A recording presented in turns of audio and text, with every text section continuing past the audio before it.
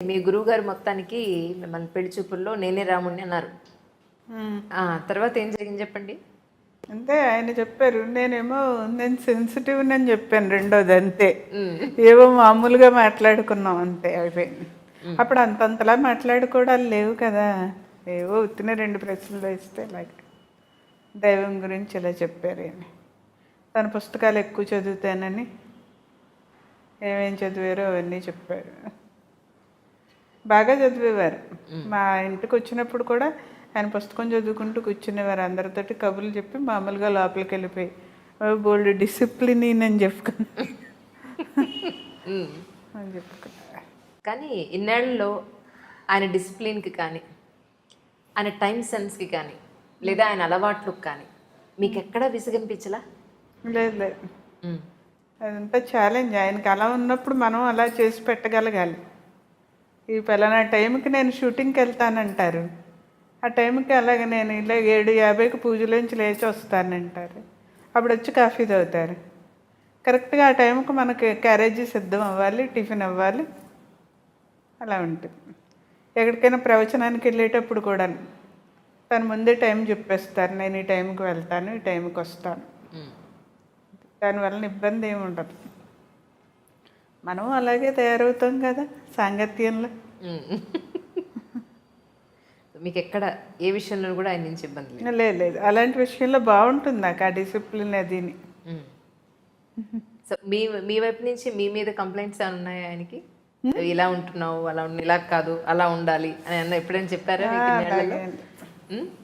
అంత దూరం చెప్పించుకోను నేను అసలు. ముందే నన్ను నేను కవర్ చేసుకుంటా. నాలో ఏదైనా ఉంటే సరిదిద్దుకుంటే ఏం పోయింది. దిద్దుకున్నారు అలా ఏమన్నా ఇప్పటివరకు ఎప్పుడన్నా? దిద్దుకుని ఉన్నాయి. ఎప్పుడైనా ఇలాగే చేయలేకపోతే అలా ఉంటుంది కదా. ఈ టైంకి ఆయన పెడితే నేను చెయ్యాలా, లేకపోతే నాకు ఒక అవసరం ఉంటే ₹1 ఆయన అడగాల, ఆయన ఇస్తేనే నేను తీసుకోవాలా, నేను ఉద్యోగం చేయాలి అని మీకు ఎప్పుడన్నా అనిపించలేదా? అస్సలు అడుగుతున్నారు కదా. అస్సలు అనిపించలేదు ఎప్పుడు. ఎందుకంటే ఆయన అన్ని అవసరాలు చూస్తారు. ఇంకెందుకు, స్వతంత్రంగా అడగమంటారు, అడుగుతాం, తీసుకుంటాం. నాకంటూ ఏం ఖర్చులు ఉండవు. తనే ముందు చెప్తూ ఉంటారు, నువ్వు ఇది కొనుక్కో, అది కొనుక్కో అని తనే చెప్తూ ఉంటారు. నాకు ఆశ్చర్యంగా ఉంటుంది.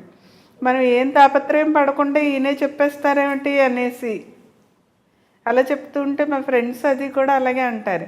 అంటే మేము ఒక చీర కొనాలంటే ఎంతసేపు ఆలోచించుకోవాలో అలా అంటారా గురువుగారు అంటూ ఉంటారు. అలాంటివి ఎప్పుడు రాలేదు. నేను కూడా అత్యాశకి ఎప్పుడు పోను. మిమ్మల్ని వస్తున్నారని నేను ఎవరికో పెట్టాలనుకోవడం అది నాకు లేదు అసలు. అన్నీ ఆయనే చూసుకుంటారు కదా, ఇంకెందుకు మనం చెప్పడం. చూసుకొని మనిషి అయితే చెప్పాలి. మిమ్మల్ని ఏమని పిలుస్తూ ఉంటారు? శారదే. అవునా? అంటే మీరు గురువుగారిని పిలుస్తున్నారు కదా, మిమ్మల్ని ఏమైనా పిలుస్తారు? బంగారం అని పొగుడుతూ ఉంటారు ఇప్పుడిప్పుడు. ఇప్పుడు పిల్లలిద్దరూ దూరంగా ఉంటున్నారు.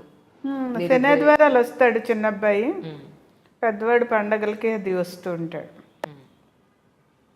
ఇప్పుడు ఏమనిపిస్తుంది? ఇంకా జీవితంలో ఏం కావాలనిపిస్తుంది? మా వారి మాటలు వింటూ ఉండాలనిపిస్తుంది.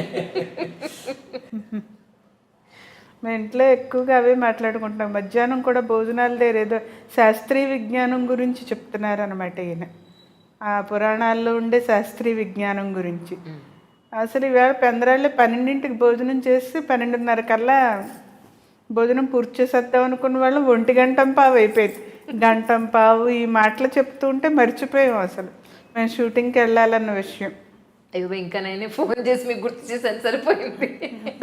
ఓకే, అది అలాగుంటుంది అనమాట. ఏదో ఈయన చదువుతూ ఉంటారు కదా, అందులో ఈ శాస్త్రీయ విజ్ఞానం ఉంది మన పురాణాల్లో, అవి ఎందుకు బయటికి రాలేదో నాకు అర్థం అవ్వట్లేదు అని చెప్పుకొని వచ్చారు. అది రామాయణ కాలం నాటికి రాతలేదు, ఒక వినడం ఒకటే కథని అనేసి. ఆ తర్వాత ఏమో వ్యాసుడు మహాభారతం చెప్తుంటే గణపతి రాయడం, మళ్ళీ అందులో ఏదో శాస్త్ర విజ్ఞానం ఉందని అవన్నీ చెప్పుకొని వచ్చారు. వాళ్ళు ఏంటంటే ఆ పుస్తకం చదివానన్నారు. ఇవాళ చదివిన పుస్తకం ఏంటది? రూపగీత. రుగ్గు గీత. మీకు చదివి వినిపిస్తూ ఉంటారు ఆయన? చదివి వినిపిస్తూ ఉంటారు, డౌట్స్ ఉంటే అడుగుతూ ఉంటారు. మీరు కూడా అడుగుతూ ఉంటా. తను చెప్తారు తను చదివినవన్నీ చెప్తారు.